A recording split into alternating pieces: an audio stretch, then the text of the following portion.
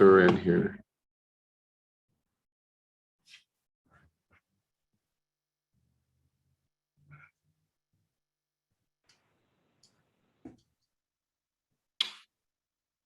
It does not look like anyone has joined. Nope. Okay. Well, hold that thought. Doug Johnson's on the line. Doug, if you'd like to make a comment, please raise your hand and I can unmute you.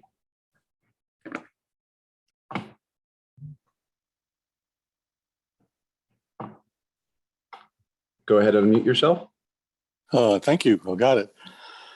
Well, I guess you all know by now I like Dix Park pretty much as it is, with highlights, of course, like the plaza and play area, but treating the rest gently.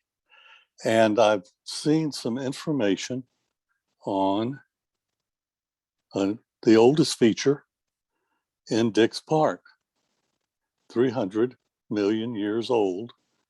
It's a fault line that runs from Lake Johnson through Lake Raleigh, through the Spring Hill House, through the where the bell tower is sited,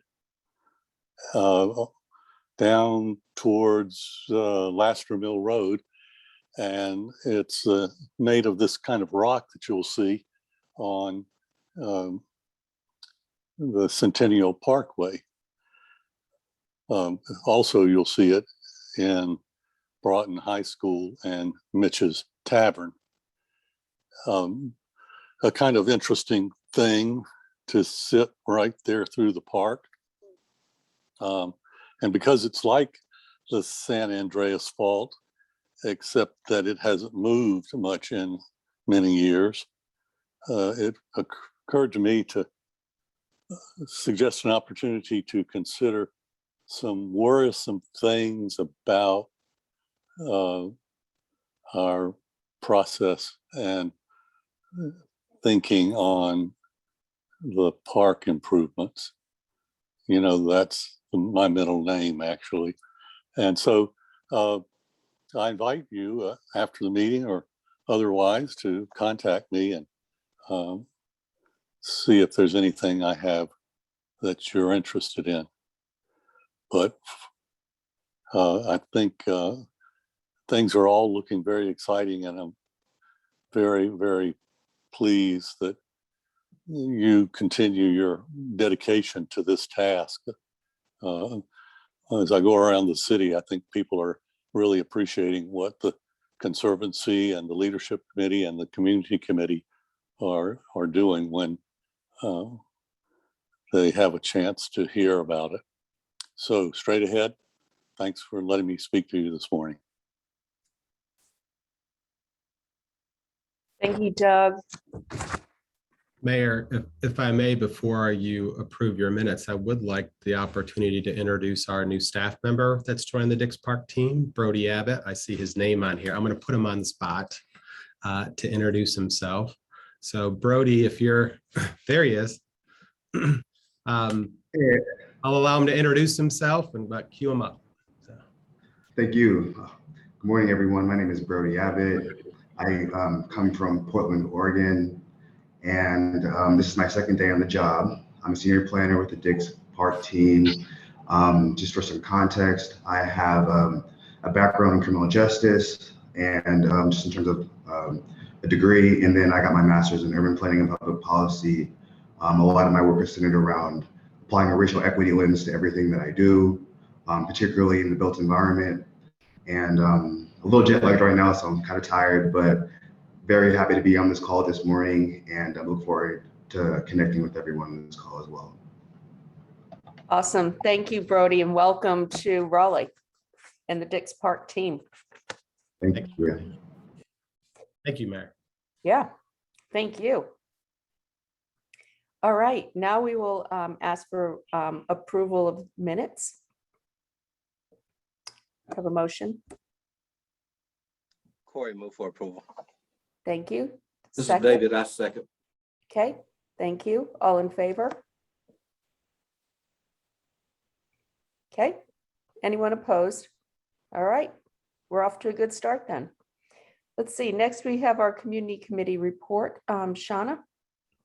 Good morning, Mayor and Conservancy team and city staff. We don't have a report because we've not met, so we will get you something more robust next month. But the task force have finalized their recommendations and we're excited to share those. Okay, thank you. Next we have the fall programs and events update. Good morning, everyone. Joey Vasquez with the Dix Park team. Happy to join all of you this morning to provide a comprehensive update of a robust offering of fall programs and events, especially occurring over the next month. So I'm going to go over several kind of details about upcoming events. If there's any questions, you're welcome to stop me anytime, or I'll pause at the end for any questions or to clarify. So Grayson, if you'll move to the next slide. So the first update, and Stephen kind of mentioned it off the top, is we are so excited about the Wings of the City exhibit coming to Dix Park. If you weren't on at the top of the meeting, Kate is currently in Greenville, South Carolina, overseeing the removal of the sculptures from the Falls Park in Greenville, and they will be in transport to Raleigh over the weekend. Installation will start next week. In anticipation of the opening reception around the Wings of the City exhibit next Thursday evening. Hopefully you'll receive your invitation for the reception and you can join us. It'll be a wonderful afternoon. We'll be unveiling the sculptures in the park. We'll be celebrating at the overlook where the wings will be. And then we'll invite everyone over to the chapel for a reception around the events. So again, we're so excited about this opportunity to host the exhibits in the park. It's a partnership between the City of Raleigh, the Dix Park Conservancy, and the different foundations listed on the screen there. And those sculptures will be in the park for 6 months, starting in October through April 2022. We're coordinating the removal right around the Dreamville Festival coming into the park. So lots going on in the spring as well. But again, we're so excited about the exhibits being here. If you're unable to attend the reception Thursday night, hope you'll join us on Saturday, October 9th. We're going to do a public event opening the wings. That'll be from 10 to 4 here in the park. We're going to invite the public to come see the different sculptures and exhibits. We're going to have live music. We're going to have food trucks here in the park. And we're going to close down the road by the exhibits, the Homestead Drive section, so folks can freely walk in the streets to go see the exhibits in the park. So again, that public event is Saturday, October 9th from 10 a.m. until 4 p.m. So again, hopefully you can join us for both or either to kind of enjoy the wings exhibit here at the park. So, Grace, you can go to the next slide.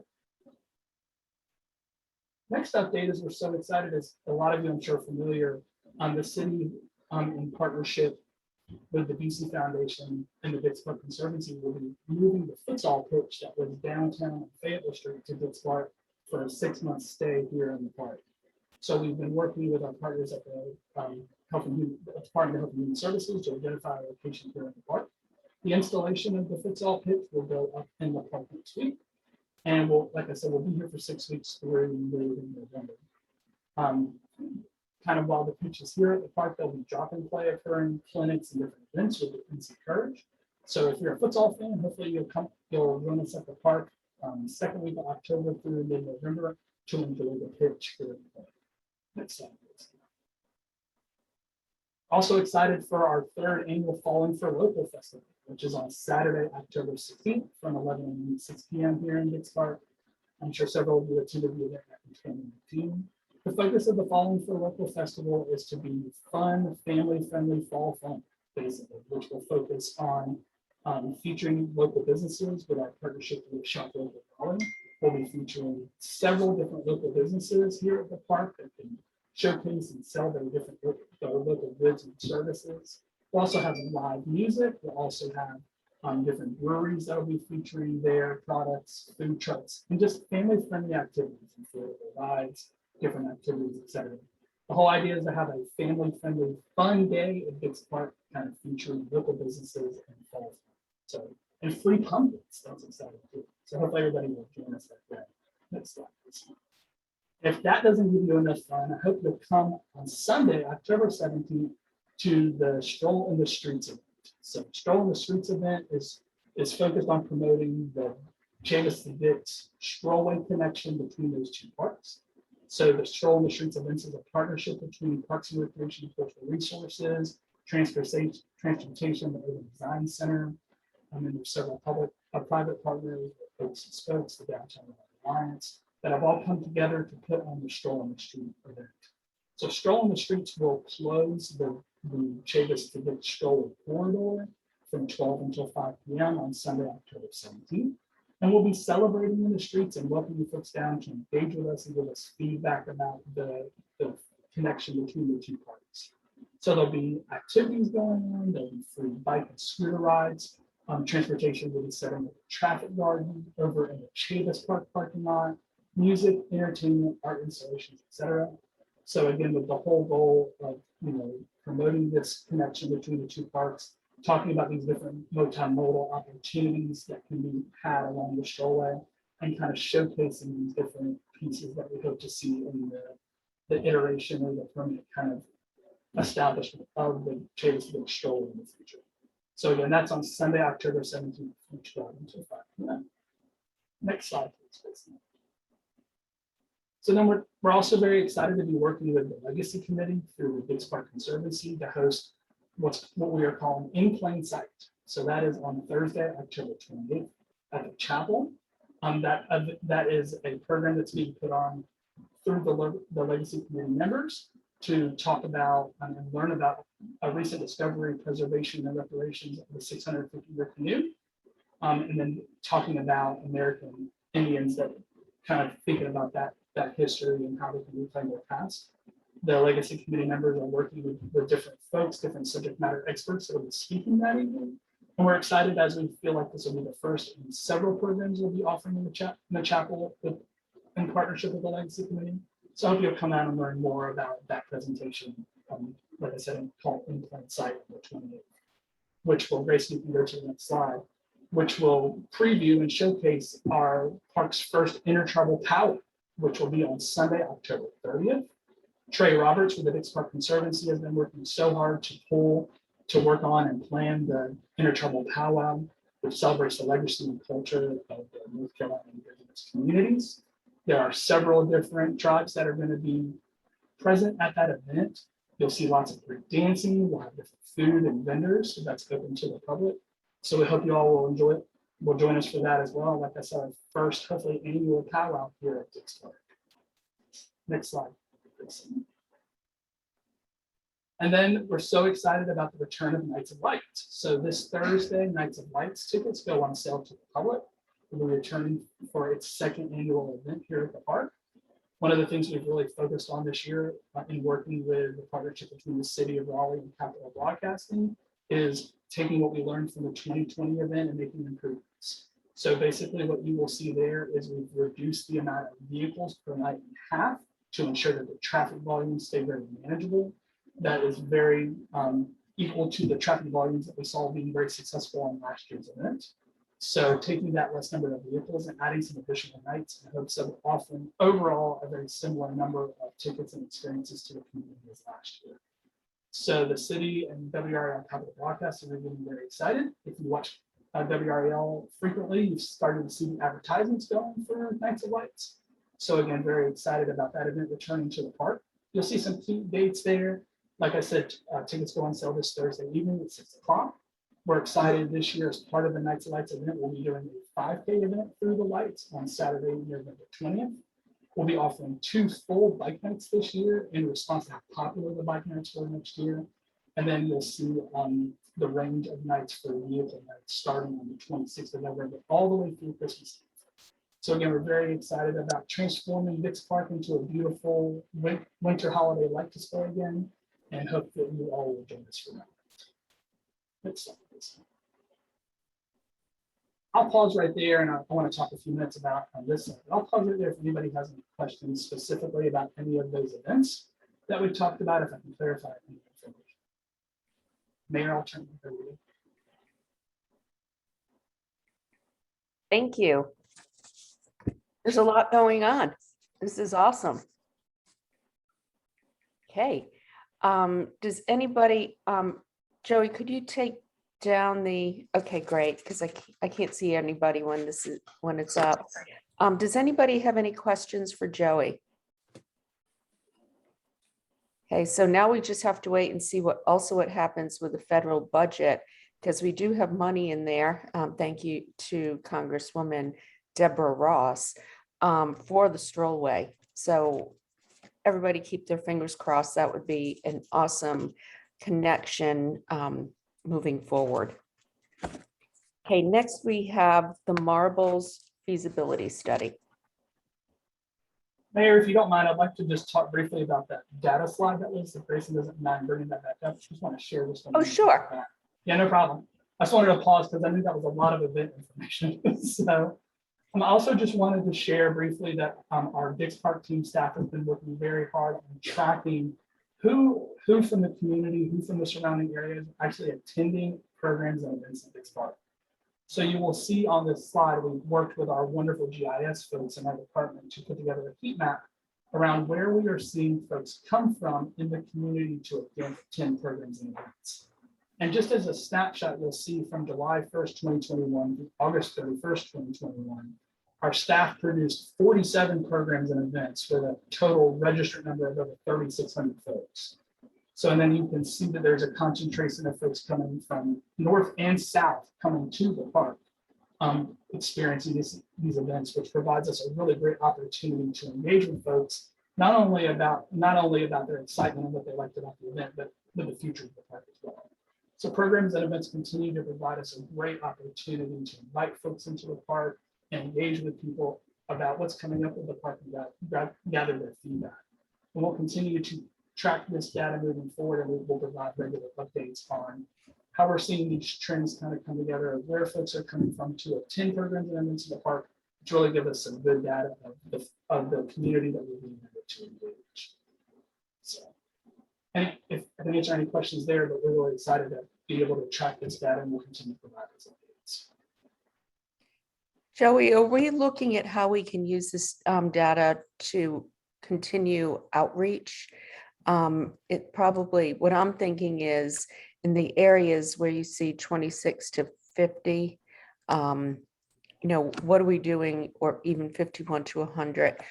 What are we doing to reach out to those areas to be more inclusive and try to raise the level of awareness for the park? 100%. So this starts to give us some data and some areas that we can focus on to make sure we're directly targeting those areas, not only to let them know about opportunities at the park that they can visit and come and experience, the uniqueness of through the programs and events that we offer, but just some direct kind of outreach to those areas as well. And Jen, I see your hand up too. You may be kind of piggybacking off that thought as well. But it starts to give us a really good idea of where we're seeing that engagement, where we're seeing folks coming from to attend programs and events, and where we can do some more work to make sure we're sharing information about these opportunities and what's happening. Okay, Janet, I see your virtual hand raised. Yeah, no, thank you, Mayor. Piggybacking on your question, I'm just looking at that map and how Garner is very close in proximity. And yet, so I'm just wondering, are the town city sort of fault lines reducing the knowledge of folks that live quite close, but just over the border from knowing what's happening at Dix, or are our communications actually more, countywide and still, folks in Gardner are getting the information? Just curious how that's working. Absolutely, and I think that's something we'll continue to explore.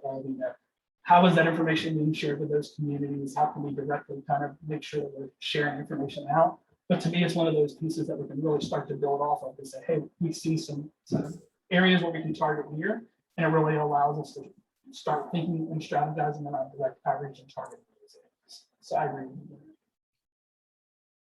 Okay. So again, we'll continue to provide updates around this information and see how those trends evolve moving forward with this programming database. I'm done now, I promise. Okay, thank you. And I don't know if you saw the note from Stephen. It says, note, this is only program and event registrations. It does not include everyday weekend use or the sunflowers. And I would imagine we would see, it would be an interesting look if we could include sunflowers somehow in the future, but that might be a little more challenging. Absolutely. All right, Thank you very next, much. next we have the Marbles feasibility study. And who is speaking on that? Before we go there, we're going to have Grayson do a short update on Plaza Play and some of the art update with Kelly and Sarah. Yes, good morning. I'm just going to, like Stephen said, give you a very snippet of an update. And then Kelly McChesney, I want to welcome her back. She is returning from maternity leave, so congratulations. She has a very sweet little boy. And she actually came back a little early to give us this presentation. And while she was out, I will mention that Sarah Powers and Jen Hales and I all worked together to do what we could to fill her shoes, which is no easy task. So welcome back, Kelly. So we are towards the end of design development. So earlier this month, we've received the 100% design development package. It is a hefty and exciting package. We have been reviewing that. We have many internal meetings with different divisions and parks, but also other city departments, making sure that we're on the right path. Not really any design update to change or to update you on since our last meeting. But one of the things that we've been working on is the conceptual public art development. So I'm going to turn it over to Kelly for her to provide y'all an update on where we are with that. Thank you, Grayson. And again, yes, I'm going to thank Jen Hales and Sarah Powers for real, and Grayson for keeping this moving while I've been away. So Grayson, if you want to go to the next slide. Just to give you a quick update on what has been going on since the artists were hired. They've done a lot of research and community research on the material from community engagement feedback. They've done design review with MBVA and since had many meetings with them and had a community engagement session. And they also came to Raleigh and they toured Dix Park, toured around Raleigh. They visited local fabricators and also talked with Core Museum. So right now they're in their concept design development. And so that's what we're going to give you an update on today. They've come up with some very initial concept designs that we'll show. This is just some images that they took while they toured the facilities to give them some ideas for inspiration. Next slide. They did love the entranceways and kind of portals that they found throughout the site for inspiration. Next. And of course, they toured the Dix exhibit at the Core Museum and loved seeing the artwork that some of the patients of the hospital did, such as you're seeing here. Next slide. And of course, more of the artwork here. Also noted is the flag, where we learned that Raleigh in Old English means meadow of deer. Next slide. So I'm jumping right into Mark Riegelman's ideas. He's come up with many concepts. And so we're presenting some of them here for you to see. This first one is kind of panorama. It's a circle of mirrors. He's proposing polished stainless steel kind of mirrors around a tree. So it's nature reflecting back on nature, but also it's more playful, interactive, where it will reflect back on people who are inside the circle as well. And next slide. He's also playing with the idea of, working with reclaimed wood for interesting kind of fun picnic tables. One big table that can seat up to 100 people, kind of bringing people together within the park. Next slide. The idea of a very large umbrella sculpture painted underneath so that even if it's raining, maybe you have blue skies underneath while it's raining, but it's a fun piece, but also acts as a shelter. And he was looking at the umbrella as kind of a symbol for the hospital as a shelter for people. Next. This was a trunk idea. And so this, he was thinking of Corten steel, something really of larger scale that could be somewhat iconic, and thinking of it, the sun and how the shadows cast throughout the day, through the sculpture, and then thinking about cathedrals and what it's like to walk into the big halls of a cathedral and kind of be in awe of that. And it could also end up being something that's a gateway, maybe that you go through at an entrance. So that's something he's working on too. Next. In looking at the master plan, he saw that there was interest in doing something like big Dix letters. So he was thinking of X as kind of a marker for Dix Park, big iconic X. He also was referencing the X in cross stitching and thinking about, I know that cross stitching was an activity that some patients did in the hospital while they were there. And so he took that and thought that could be an interesting iconic sculpture that maybe could be seen from the roadway. And then also smaller X's could be sandblasted within the concrete. There could be a way to kind of extend that idea. Next. And this one, he still was going off the cross-stitching idea and how to make, kind of reference that within the making of different types of sculpture. And he used deer here because of the Raleigh Old English meaning, meadow of deer, and thought that possibly some sort of large scale sculptures throughout the park or in a certain area of meadow might be interesting. Next slide. And that's just a different view of where something like that could be. Johnny Lee Chapman has come up with a few ideas as well that he's working on. And I wanted to put up his statement that he presented to the artist selection panel. Dix Park is a place where everybody should feel safe to be themselves. Both nature and human commune in peace, a space for joy and shouts and silent musings on the benches, where wishing fountains refresh youthful spirits and weathered bones find love again. The sun gives light to the leaves and lives lives of those with roots settled in a city where legacy is written by the community. Next slide. So he's proposing a few different ideas. It's kind of budget dependent, and he's also has had a meeting with the signage consultants that MVVA is working on to see how maybe some of his poetry or words could work with what they're doing. He's thinking about possibility of using neon for outdoors. This is an example that another artist did, but just to show you what that might look like. And it could be a poem or phrase that provides illumination or inspiration, at an entranceway to the park or another part of like the sensory maze. Next slide. He's also thinking about how to kind of enhance what's already being designed in the park. So he was thinking of ways to kind of present playfulness and areas of discovery. So he was thinking about doing some sort of poem search or word search, and ways that he would put the words down there could be things like small metal leaves.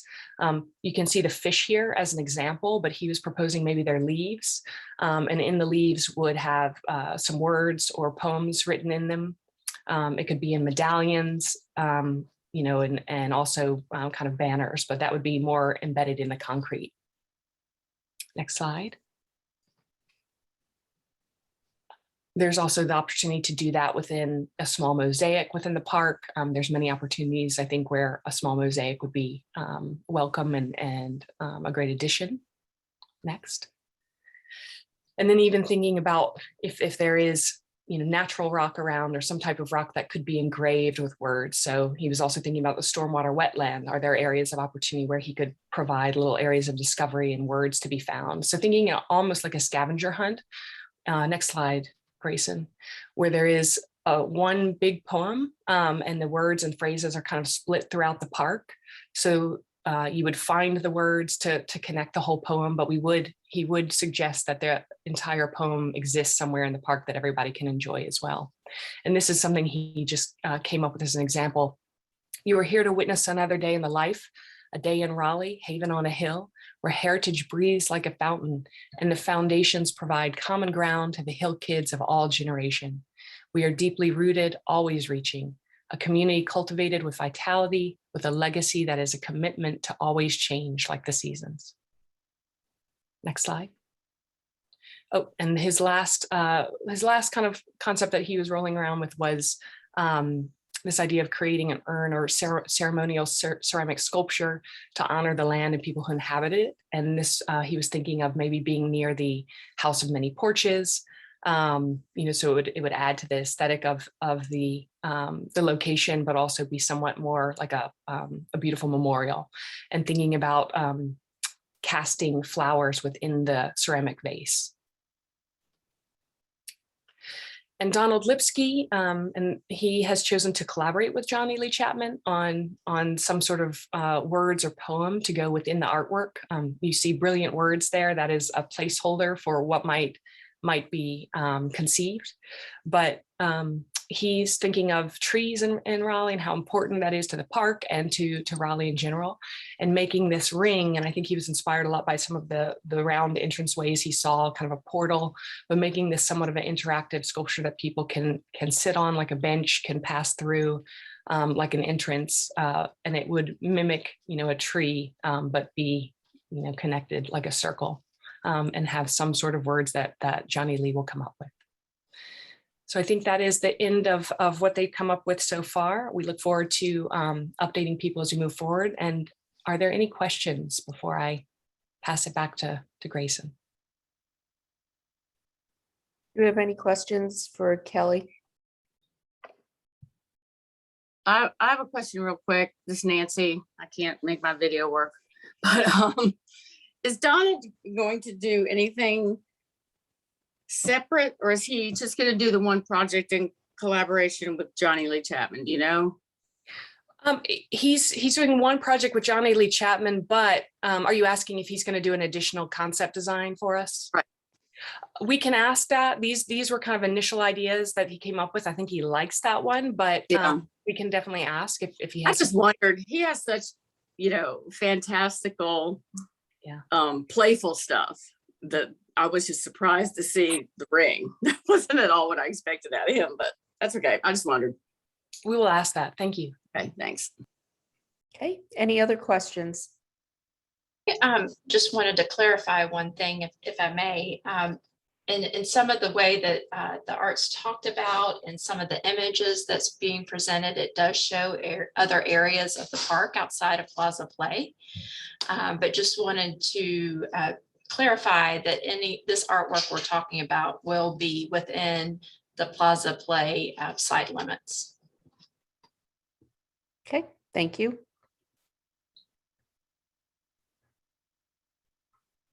I like the idea of like the scavenger hunt, people going off and finding words, whatnot. I think that is really cool. So, okay. Next, we have the Marbles feasibility study. Yeah, thank you, Mayor. We'll pull up some slides here. So just reckoning back to some of the committee's discussions, the leadership committee's discussions the last few months is where are we going, and having a well thought out plan on how to advance the implementation of the master plan. We thought we'd share a few slides, not only updating what we're doing with our intentionality with Marbles, but where we're going with DFI and an RFQ. So really, we have three complementary efforts. We are looking very intentionally around the edges of the Plaza Play for what we're calling an institutional feasibility study, with using the data that we are working with for Marbles. We have a contract amendment with MBVA. They will present to you on multiple occasions, obviously meetings with Marbles, meetings with staff. So that contract will be routed in the next couple of weeks, and it's an aggressive scope of work. They're recommending to do it within 8 weeks, and we wanted to make sure that we were focused, knowing that there is the next two studies going on, which is looking at how we partner with different markets, whether it be education or arts or private sector. So that is the DFI scope, the UNC School of Government scope. And then the final one is the building and site analysis, which is looking at the physical condition of the buildings on campus. Now, remember the master plan recommended about a reduction about half of the buildings. This will go that next step and really look at we'll say the innards of the buildings from a structural standpoint, and they will collaborate with DFI. So DFI will be looking at market. The building and site analysis will be looking at the physicality of the site. Next slide, please. So Marbles, we'll be evaluating, looking at how an institutional anchor like Marbles can complement the adjacencies of Plaza Play. So that will include not only architectural, so the buildings nearby, but we've also included in the last bullet, because we've heard from the committee, parking is something that comes up every meeting. It'll probably come up today. Transportation, how does this work with our future improvements of Lake Wheeler Road, as well as bike and pedestrians? As the edge of the park grows, how are we connecting, having people to and from a human scale, not only a vehicular scale? So I'm going to pause there to see, does anybody have any questions around what we're going to be doing as far as the Marbles feasibility work? Okay, I cannot That's right. acknowledge anybody with a question because I can't see the screen. Okay, everybody, any questions so far for Stephen? Just note this will come in front of the committee multiple times for feedback. Mayor, this is Jim. Stephen, I hope that part of the study is that, the financial ramifications and what criteria will have to be met by our tenant. Yes. So right? That's a kind of a, what will the deal be? Yeah, Jim, I'm not sure if we'll go to that level of detail in arrangement with that specifically with Marbles, but our work with Marbles and DFI will definitely have that criteria being fleshed out. So how can we generate revenue for various tenants that will help offset maybe a partnership with a nonprofit? Is that what you're referring to, is looking at revenue? Yeah, I'm saying if for example, I'm making this up now, we need a parking deck, or Yes. we need parking, or we need something. Yes. There's incremental investment that needs to be made. And I think it's very important that prospective tenants, partners would be better than tenants. No, I really do think of them as tenants. Have some idea about what that will be, so that they can make a decision about whether they can move or not. I mean, what is the financial picture? Yeah. And they can use that in their determination of what they want to do. Excellent point. We will take that approach, basically developing a city public-private pro forma on what their investments would be, what the cities would be, to ensure that we're sustainable as partners as they come on into the park. Stephen, I have a question related to the county. Yes. How are we working with the county on this particular study related to Marbles? Yeah, it's a good question. We're focusing on, let's say, take a step back. We're looking at this feasibility from, regardless of Marbles, an institution that would be adjacent, but we're going to use the data focusing on Marbles. As we advance and look at some different priorities and where potential sites may be, we'll definitely be meeting through city manager's office and the county manager's office on what is the longer term and shorter term plans for Marbles and the interest in the support of the county. So that's a long way of saying we will definitely be discussing this with the county as we move forward. Okay, thank you. Yes. Any additional questions? Okay. All right. I had 2 more slides, I think, Mayor.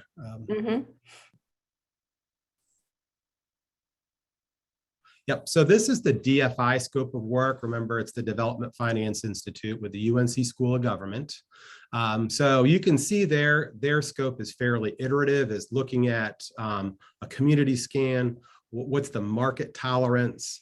How do we look at, how do they work with the architect and engineering firms that we are hiring to actually look at the buildings? And then getting to Jim's points, those, I'll say the third and fourth lines there, financial feasibility and then partnership options. So that right mix, so we have a pro forma in which revenue is being generated to help support the long-term intentions of the park. So having the right partners, do our values align as a city and the aspirational goals for the park? And then ultimately combined, you have financial, the buildings and partnership options. It basically will create a portfolio to say, we'll say proportionality, 1/3 this, 1/4 that. And again, like the Marble study, this committee will be engaged throughout. So we make sure we're meeting your expectations and the long-term goals of the park. Any questions? Let's drop this slide real quick. Any questions related to the DFI scope of work? Stephen, it's Orge. What's the timing of this? Because it's critical to our planning. Yes, it's so it's a year-long process, Orge. We have already routed the contract, and we hope to have the DFI team begin their work before the end of the year. So so you will be engaged in the spring. I would see that you could be influencing our direction as we go along as a committee to make so it's not until the end and where it can inform some direction where we're going. So the work is scheduled to be a year long, but we'll be engaging with you and this group before the end of the year.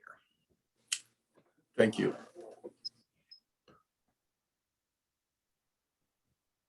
Okay, let's pull up the last slide. I believe it's the RFQ, which, yep.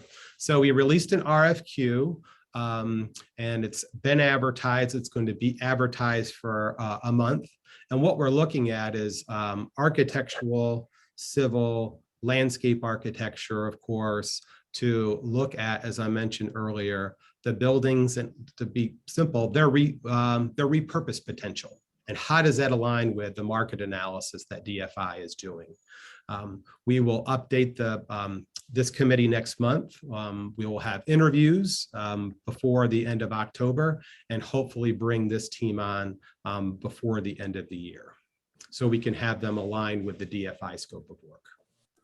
And we'll drop this slide and see if there's any questions related to the building work. Stephen, Orge, the analysis will be for just the buildings that MBBA said should stay, or for all buildings? We're using the basis to start with MBBA. MBBA did a really good job at, because they had architects, UTIL, on their team. So they'll further advance the master plan.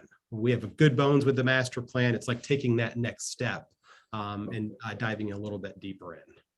Okay, thank you. Stephen, this is Jim. It'd be fun. I think it'd be helpful if this committee could meet with DFI sometime, have them make a presentation about all the stuff they're doing and what they're considering. Absolutely, Jim. Once we execute their contract, this group will be working with the city and the staff and actually some of your board members, but we'll be bringing all of our information to this committee. So Stephen, I'm sorry, didn't mean to interrupt. I'll work with Kate on the schedule of that to make sure we get in front of you before the end of the year. So the separate RFQ that you're doing for the building and site analysis, are we going to have at least that information back on the buildings that the feasibility study is considering at the same time? I mean, what's your timetable on this sounds like the building and site analysis could take a lot longer. It does, but we have a good basis, as Orage pointed out. MVVA actually looked at these buildings. Well, the master plan team looked at these buildings. So some of the work that DFI has to do is it's number crunching and it's market analysis. That'll allow the building, we'll say multidisciplinary team to catch up a little bit. And when we have the ideas of what the market might tolerate, then you verge in, these are the buildings that are most appropriate for that. So, and those are the discussions. Thanks. I got it. Yep. Thanks. Stephen, you have one more screen or one more slide. If you want me to show it, you may feel like you have already covered the information that though. Yeah, thank you, Grayson, because I am going cold in here. Kate, Oh, Kate got- Before we jump into that, Carlton had his hand raised. Yep. Just confirming that that last feasibility study was for all the buildings and not related particularly to the marble study. That's correct. Yes. Is there a separate study for the building considering for marbles, or will that be incorporated into the study for all the buildings?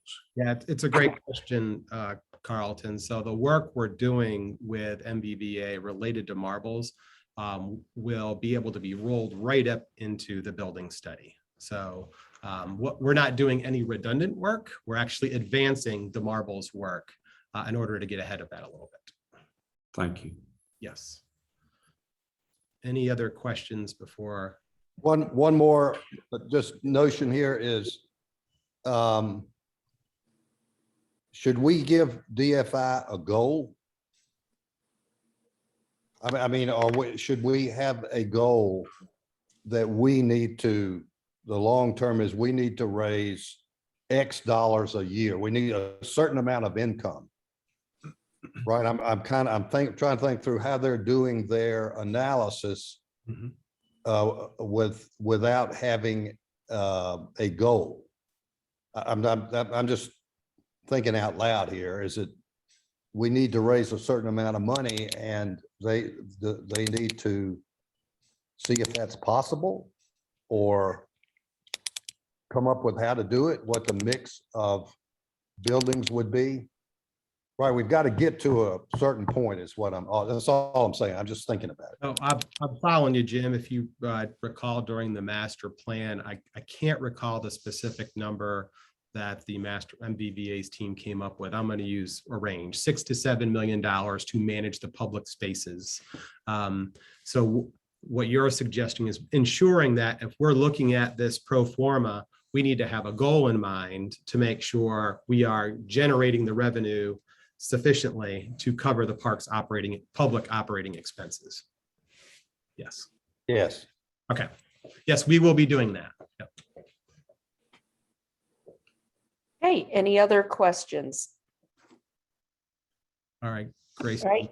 cue that last slide up. I might have already covered it. I didn't see this slide, so this is covering the our selection process for the consultant team. We have our engineering services team, our real estate staff, parks and recreation, and transportation. So about 6 or 7 departments that are looking at the RFQ for the buildings. We're basing it off of the experience and background in doing this type of work. So public park building. It's really important that the team that we select can hit the ground running. So project understanding and approach.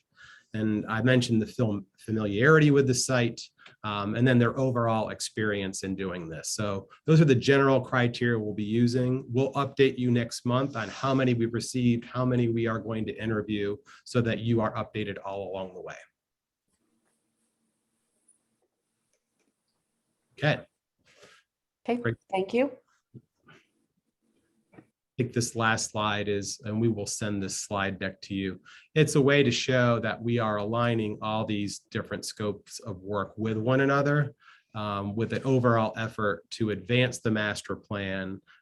So I would say we have parallel path, at least 5 different processes here, 6 different processes here. Okay. Grayson, if you want to draw, there we go. And now I believe, Janet, you had some updates you wanted to share? Yep, we have the Dix Park Conservancy update. You're muted, Janet. Let me just figure out the screen share here. Okay, so you guys can see this, right? Yes. Okay, So the first item, just echoing Joey, all covered a lot of these events. And as the mayor noted, there's a lot going on in the park, a lot of visitors. And I just want to thank the city for the grounds upkeep and all of the work and support on these events. I've had a number of people to say, oh, it looks so beautiful out here. And, you know, the mode, anyway, so just thank you for that partnership, because obviously there's no way the Conservancy could do these big events without the city.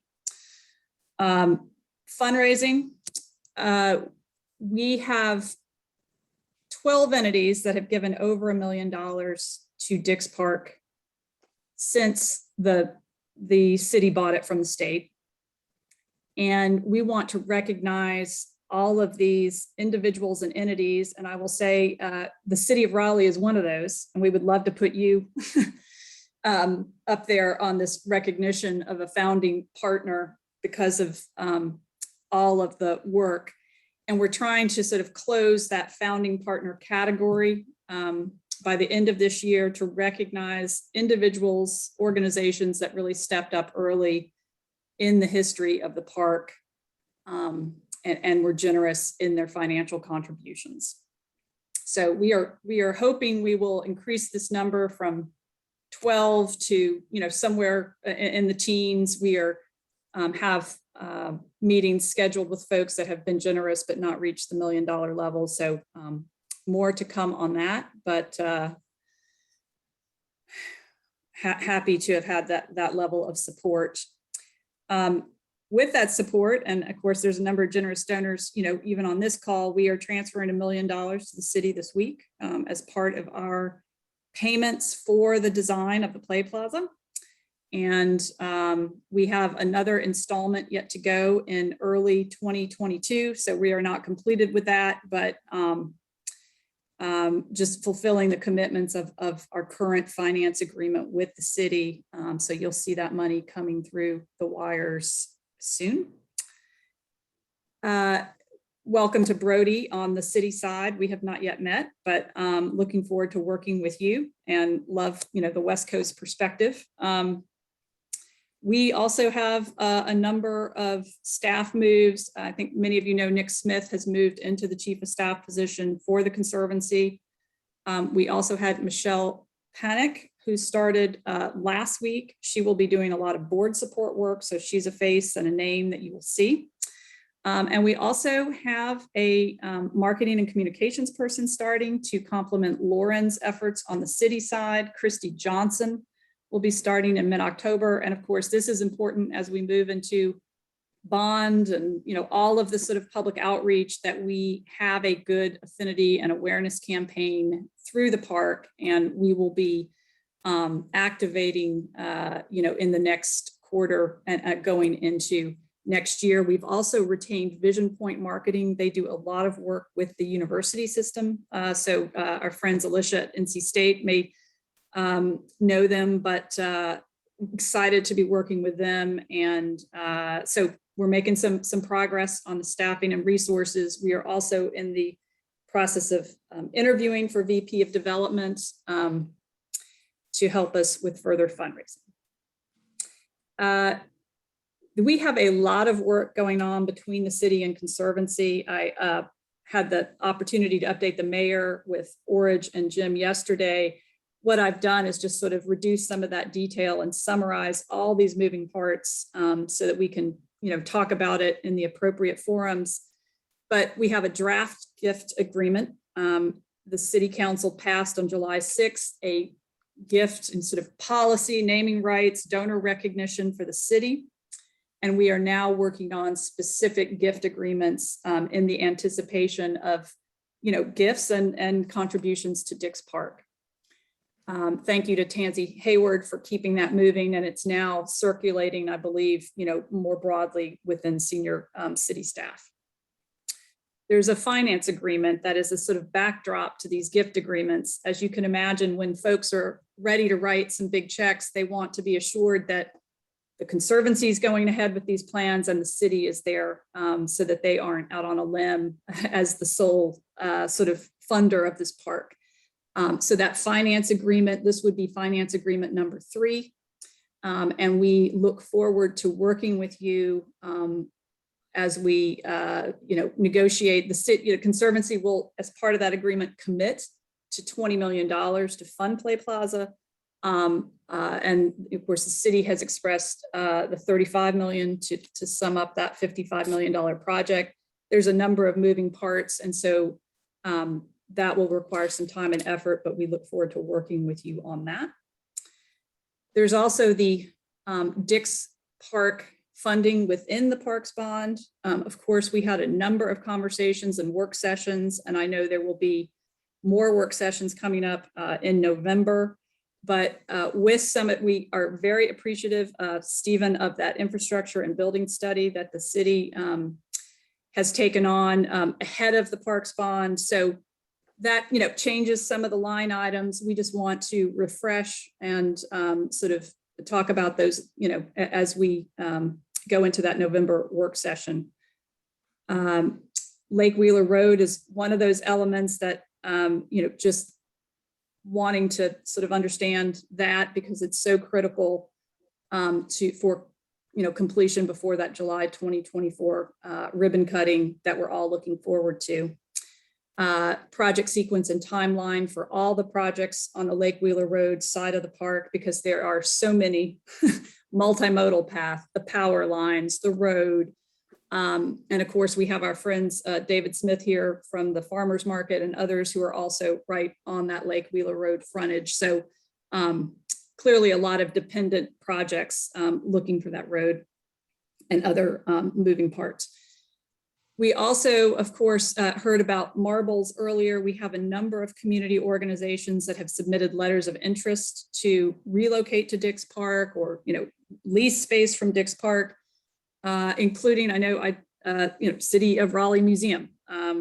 And some of these organizations, have capital to contribute, some don't. I know the community committee is working hard to review these applications and sort of provide a framework so that these folks have more clarity as to how that might progress. There's also, I think, constructive conversations going on between the city and DHHS, both about the move overall, but also early release of buildings on Lake Wheeler Road. Those are very important, as some of those buildings, I said specifically Anderson and Brown, are immediately sort of in the right of way of Lake Wheeler Road or immediately adjacent and sort of in the critical path of project completion. So I think just understanding where all that is and making progress. And of course, the Conservancy stands to assist in any way possible as you need us to partner with the city in those conversations. The stone houses I added on because we currently lease just the one house, the superintendent's house from the city. We have architectural drawings for that. We're starting to just clear some of the junk out and clean those up. We've had a few break-ins or just, broken glass. I think some of just cleaning those up so that they look like they're cared for and just moving. So we are trying to start activating. I'm actively fundraising for those homes and just wanted to at least let you know there's some activity. 888, we've got junk, you may see a truck out there. And then finally, I know Stephen has worked on some demolition plans or just, there are some buildings in control of the city that like the Buffalo House next to the House of Many Porches that are in really poor condition. And we are getting some, we've had a few break-ins. Again, we had a break into the chapel, broken glass. We've had break-in at the superintendent's house. So as these buildings sit, in the case of the superintendents and the Buffalo, empty, they do have some liability. And so to the extent that we can think about demolition and funding for that now, or as we get closer to DHHS move, those are welcome conversations that we would like to take part in. Just some other, these are FYIs. With the goal of augmenting funds available for the park, Chuck Neely, who I think all of you know, is on our board, former legislator. He is stepping up to just reach out. I know David Smith, he reached out to you. Alicia, he has been reaching out to folks at state, and we've been trying to keep Mark Hoverston, I wanted informed, want to keep you informed with this memo. Just, you know, trying to keep all the players that have a vested interest in our partners at the park. We've also retained Dan Gerlach as an advisor, looking at federal funds, state funds, anything that could augment resources for all the projects on the perimeter and for the city. So hope to work in alignment. We've reached out to Phil Isley, who of course, I mean, was my colleague on the city council, and we all know well. So I think we have all the relationships. It's just a matter of staying in contact. There is a travel, tourism, and outdoor recreation funds, $750 million available through the federal government. This is something that is a rolling application. We feel like we would have a good shot. It has to be applied for through the city, and would love to just hear, you know, what the answer is on that so we can get moving. We do have a grant writer ready to go if the city determines that you want Dix Park to be the applicant for those funds. So we've also applied for a National Endowment for the Humanities Cultural Interpretive Grant. Y'all may know that at Chavis, we had an interpretive grant paid for by the city. In this case, we are trying to apply through the National Endowment. Feel like we'll have a good shot at getting these funds. We will move forward whether we get the funds or not, because I think this interpretive work is so important at Dix for the history of the mental illness, you know, the plantation house, Native American history. It's just important to weave that together as a backdrop to how we build out this site. So excited about that grant. And at that point, I will stop and answer any questions. Janet, if you could take down the Yep. presentation. Hey, do we have any questions for Janet?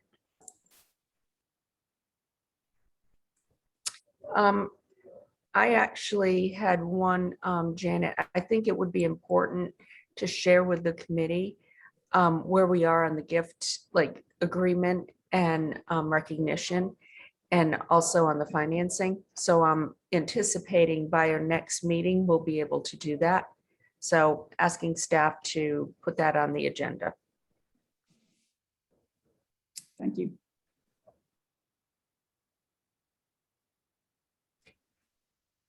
And Janet, also just wanted to reiterate from the Parks bond funding, we're anticipating approximately 50 million toward Dix. This is all going to be discussed at our work session that we have coming up on our Parks bond. And so I'm going to ask Stephen, if you have a date, if you know the date, I can't remember. I know it's sometime in November. If you have a date, if we can share it with the group, because I think many of you would want to be on that call. Yes, Mayor, I believe it's the 19th, but I'm sorry, the 16th. I'm going to go ahead and confirm that, and I'll have Kate send it out as a part of our follow-up. Okay, yeah, I had in my mind the 16th, but I just want to make sure that that is accurate. And then sign in instructions and all of that where people can go to register. Will do. Thank you. Okay, thank you. Any other questions for Janet? Lots going on, all good stuff. Okay. Next we have our around the table discussion. So does anybody have anything that they would like to bring up, discuss? Just raise your hand. Nancy? Thank you. I have a question for David Smith, and that is, I'm just kind of curious where the farmer's market is in the process of, we did the master plan, and I don't know if the commissioner has, put anything in his budget to move forward with that, or can you just give us a little update on where we are with all of that?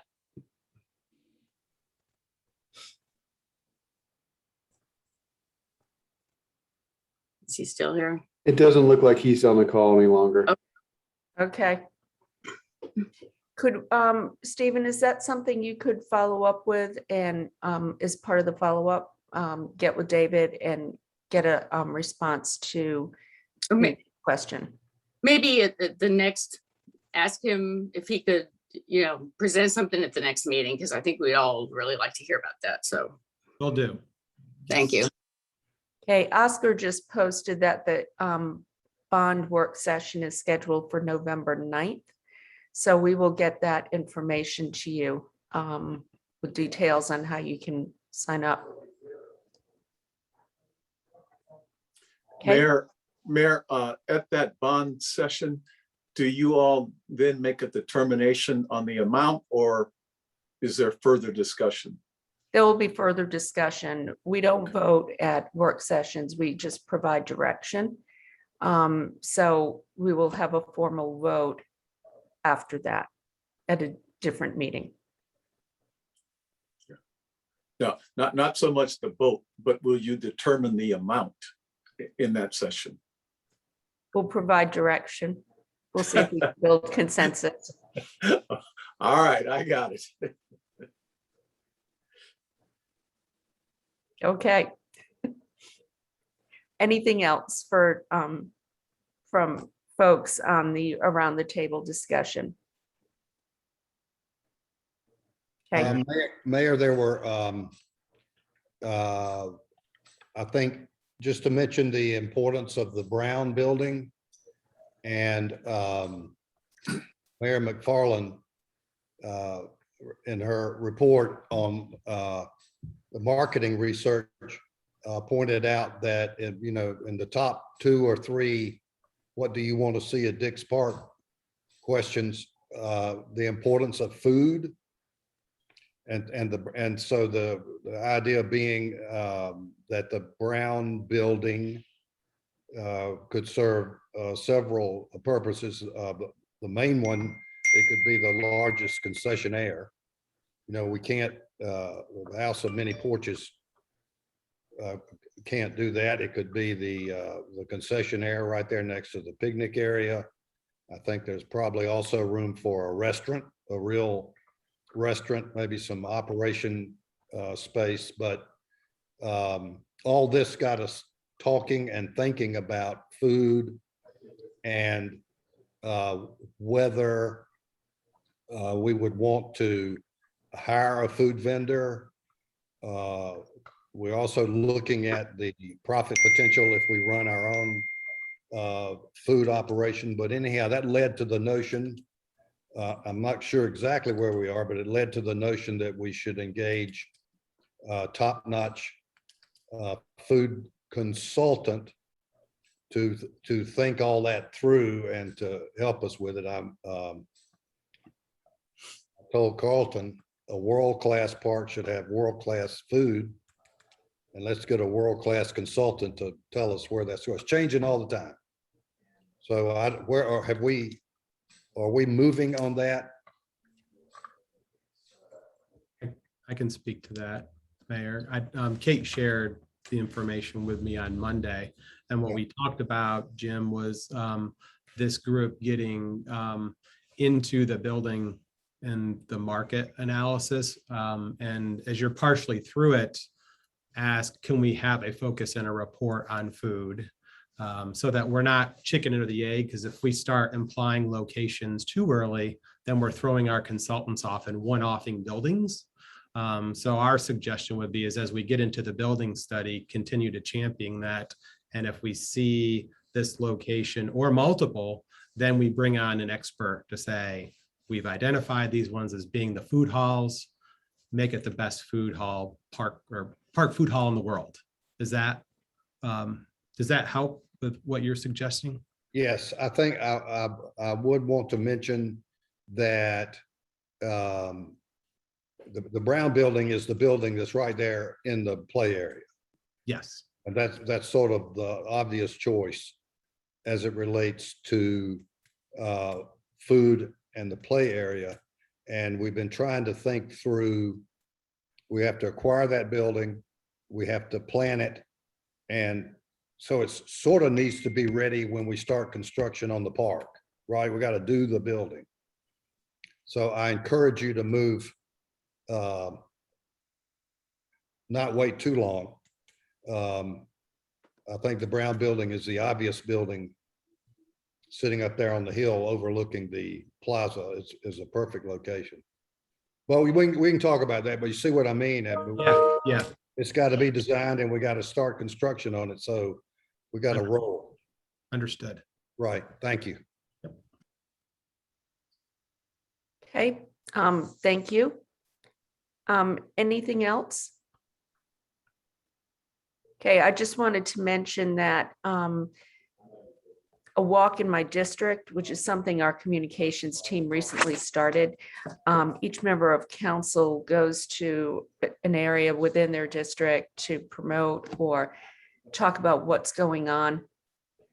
Janet was kind enough to surprise me and participate in a walk in my district with me, which features Dix Park. And so really excited that came out yesterday. And Stephen, I think as part of the follow-up, if we can share the video, that would be great. Will do. So thank you, Janet. Appreciate you choosing Dix Park for your walk. Yeah, the B-roll is great. It really gives people an idea of what is happening here. And oh, and the other thing I wanted to mention, I don't know if we have discussed this or not, but the new location of the dog park, that would be a great location for some type of brewery or whatnot. I mean, the parks and or the barks and beer thing is a thing. So I'm just mentioning that for the to-do list. We already have the brewery picked out, Marianne. You have multiple. Yeah. Duly noted, Mayor. Yeah, while dogs are getting their water, the humans can get their beer. So. Okay. Anything else for the good of the order? Okay, thank you everyone for attending. And this meeting is adjourned. Thank you. All right. Bye, everyone. All right.